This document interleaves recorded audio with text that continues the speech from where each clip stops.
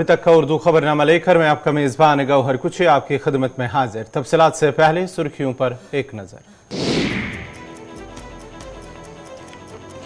मोरबी पुल हादसे में 134 घरों के बुझ गए चिराग। गुजरात में होते हुए पीएम नहीं पहुंचे मोरबी। हादसे में तहकीकात जारी, अब तक 9 अफराद हुई गिरफ्तार।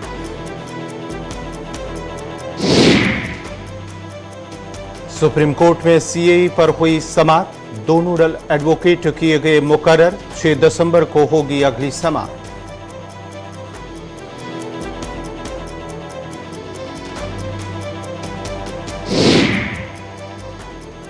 डाक बंगलो द्रास में इंतजामिया ने एनसी को इजलास मुनक्कद करने की नहीं दी इजाजत। नक्शे पर लकीरें खींचने से कश्मीर और करगिल के रिश्तों में नहीं आएगी कोई कमी, उमर अब्दुल्ला।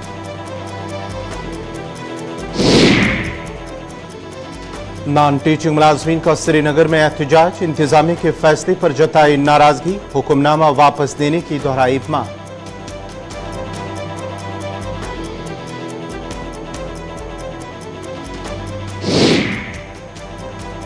डोडा के लोगों ने इंतजामिया पर लापरवाही का लगाया इल्जाम। गर्ल्स हॉस्टल की इमारत में निकासाब का मुनासिब निजाम न होने से अवाम को मुश्किलात। पानी जमा होने से इमारत को भी नुकसान का खतरा।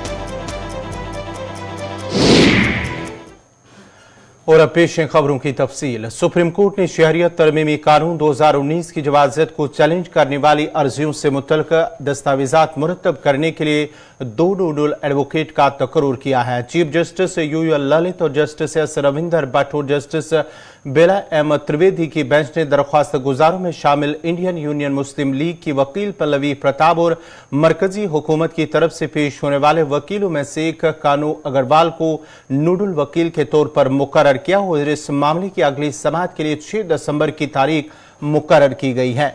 बेंच ने नोडल एडवोकेट से कहा है कि वो दरख्वास्तों में तनाज़े के अहम निकात को शामिल करते हुए जोग्राफियाई और मजहबी दर्जाबंदी को मद्देनजर रखते हुए डिजिटल तरीके से एक या 2 अहम दस्तावेज तैयार करके मुतल्लिका अर्जियों के वकला के साथ शेयर करें। बेंच ने नोडल वकला से कहा कि वो तनाज़े के अहम निकात को मुरतब करते वक्त जोग्राफियाई और मजहबी दर्जाबंदी को जहन में रखे। सॉलिसिटर जनरल तुषार मेहता ने अदालत में कहा कि इस मामले में 232 दरख्वास्तें दाखिल की गई हैं। इसमें आसाम से 50 और त्रिपुरा से 3 को छोड़कर दीगर के मामले में मरकजी हुकूमत ने अपना जवाब दाखिल किया है। सॉलिसिटर जनरल ने आसाम और त्रिपुरा के जोग्राफियाई महलवकू का हवाला देते हुए इस मामले में जवाब दाखिल करने के लिए कुछ और वक्त की दरख्वास्त की है। उस पर चीफ जस्टिस ने कहा है कि सिर्फ चंद दिन का वक्त दिया जा सकता है। सुप्रीम कोर्ट ने 12 दिसंबर को मरकजी हुकूमत से कहा था कि वो 31 अक्टूबर को होने वाली अगली समाअत से पहले दरख्वास्तों पर अपना जवाब दाखिल करे।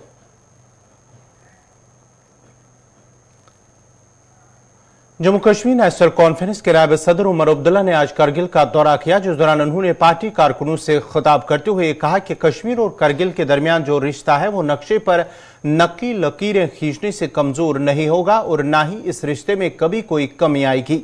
और उन्होंने कहा कि इस बात में कोई दोहराए नहीं कि कितनी ही लकीरें क्यों न खींची जाए, कश्मीर और लद्दाख करगिल के लोगों को जुदा नहीं किया जा सकता। डाक बंगलो द्रास में इंतजामी की तरफ से नेशनल कॉन्फ्रेंस को इजलास मुनक्कद करने की इजाजत न देने पर लद्दाख इंतजामिया को आड़े खातों लेते हुए उमर अब्दुल्ला ने कहा कि ऐसे इकदाम से ही हुक्मरानों की नीयत का पता चल जाता है। उन्होंने कहा कि हुकूमत के ऐसे ही इकदाम ही ये बात यहाँ होती है कि 5 अगस्त 2019 के फैसलों को यहाँ के लोगों की हिमायत हासिल नहीं थी। करगिल और लेह को जम्मू कश्मीर से अलग करने के फैसले से अगर यहाँ के लोग मुतमईन होते तो हमारे प्रोग्राम को आसानी से इजाजत मिल गई होती। कोई शहर को हम कब्जा करने वाले तो थे नहीं, कोई यहाँ पे आके हम बगावत नहीं करते। डाक बंगले में जाते तो क्या ज्यादा से ज्यादा मुंह हाथ धो के निकल जाते, कौन सा जिंदगी भर मुझे वहां बैठना था। इसी से पता चल जाता है कि ये लोग खुद अपने ही फैसले से कोई वो मतलब उनको अपना ही फैसला समझ नहीं आता। अगर 5 अगस्त 2019 को जो उन्होंने फैसला लिया, जो करगिल लेह को उन्होंने जम्मू कश्मीर से अलग किया, जो उन्होंने आपको हमसे अलग करने का फैसला किया, वो अगर आपके दिल की तमन्ना होती तो इनको किस बात पे घबराहट? अगर ये आप लोगों की मांग थी, अगर ये आप लोगों को चाहिए था, अगर आप इस फैसले से मुतमईन थे, अगर आप खुश थे, तो फिर यहां माइक होना ना होना, डाक बंगला रहना ना रहना कोई फर्क नहीं पड़ता। और क्या नाराजगी का इजहार सिर्फ साल में एक दिन होता है?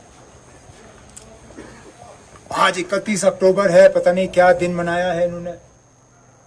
डाक बंगला द्रास में इंतजामिया की तरफ से नेशनल कॉन्फ्रेंस को इजलास मुनक्किद करने की इजाजत न देने पर नेशनल कॉन्फ्रेंस और पीडीपी के तर्जुमान ने अफसोस का इजहार करते हुए कहा कि यह बदकिस्मती है कि जम्मू कश्मीर के साबिक वज़ीर आला को इजलास मुनक्किद करने की इजाजत न देना इंतजामिया और हालात का खुद पता चल जाता है।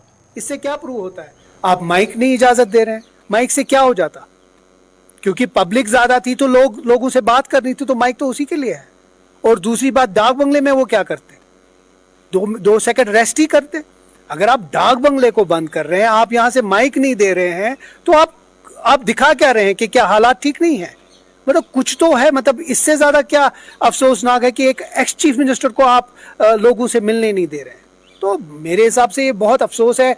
खासकर ये जो लद्दाख के लोग हैं, जो एलजी है और लद्दाख के जो एमपी है, ये तो सब कुछ उनके ही किया कराया है।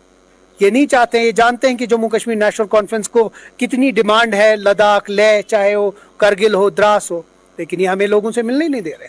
अगर उनको वहाँ जाके ये सब फेस करना पड़ रहा है तो आप अंदाज़ा लगा लीजिए कि जो डिस्पेंसेशन है, जो हुकूमत वक्त है, वो किस हद तक जा चुकी है। ये सब कारगिल और द्रास में नहीं करने दिया गया तो फिर क्या यही नॉर्मल सी है? हमें तो लगता था कि शायद कश्मीर में ही इन लोगों ने कोट अनकोट इनकी टाइप की नॉर्मल सी लाई है। ऐसे तो अंदाज़ा हो रहा है कि द्रास और कारगिल हमारे से भी ज़्यादा नॉर्मल है, इनके जो पैरामीटर्स हैं और इनका जो नैरेटिव है। जो कुछ हुआ है बहुत अनफॉर्चुनेट है, ऐसा नहीं होना चाहिए। और महकमा स्कूल एजुकेशन कश्मीर में काम कर रहे नॉन टीचिंग मुलाजमीन ने जेके आल डिपार्टमेंटल क्लर्कल स्टाफ एसोसिएशन के बैनर तले डायरेक्टर स्कूल एजुकेशन के श्रीनगर दफ्तर के बाहर एहतजाज किया। इस मौके पर एहतजाज मुलाजमीन नाराबाजी करते हुए मुतल्लिका महकमा से मांग कर रही थी कि उनकी मुतालबात हल किए जाता है ताकि उन्हें मजीद मुश्किलात का सामना न करना पड़े। एहतजाजी मुलाजमीन का कहना है कि मुतल्लिका महकमा की जानिब से जूनियर असिस्टेंट के 428 असामियां फ्रीज करके उनके साथ नाइंसाफी की गई। उन्होंने मुतल्लिका महकमे से अपील की है कि लिए गए फैसले को वापस लिया जाए और उन्हें इंसाफ फराम किया जाए। फ्रीजिंग पोस्ट्स को, प्रमोशन एवेन्यूज को, प्रमोशन एवेन्यूज को, प्रमोशन एवेन्यूज को, फ्रीजिंग पोस्ट्स को। गवर्नमेंट ने हाल ही में स्कूल एजुकेशन डिपार्टमेंट की तरफ से 450 पोस्ट 428 पोस्ट के करीब जूनियर असिस्टेंट कैटेगरी को जिनको फ्रीज किया गया है, जो कि हमारे साथ नाइंसाफी है और बिल्कुल डिस्क्रिमिनेशन और सिस्टमैटिक ट्रीटमेंट है। हम उसके खिलाफ हमने आज यहाँ पर एहतजाज दर्ज किया और हम डायरेक्टर साहब से मिले। उन्होंने हमें एश्योर्ड किया कि इन मामलात को हल किया जाएगा, लेकिन उसके बरकस हम तमाम इससे मुंसलिक अफसरान से और खुसूसन कमिश्नर सेक्रेटरी स्कूल एजुकेशन से इल्तिजा करना चाहते हैं कि जनाब, जो आपने 428 पोस्टें फ्रीज की हैं, उनमें 300 के करीब पोस्टें इस वक्त बिल्कुल ऑन जॉब है, उनको एक्टिव सर्विस में है। अगर इनको फ्रीज किया गया तो इनकी तनख्वाहें और इनकी अपॉइंटमेंट इससे लॉस हो रही है, जो कि आर्टिकल 14 और आर्टिकल 16 की वायलेशन है, जो कि मसावात को ज़रर और जो है उसको इसकी बुनियाद को ख़त्म करता है।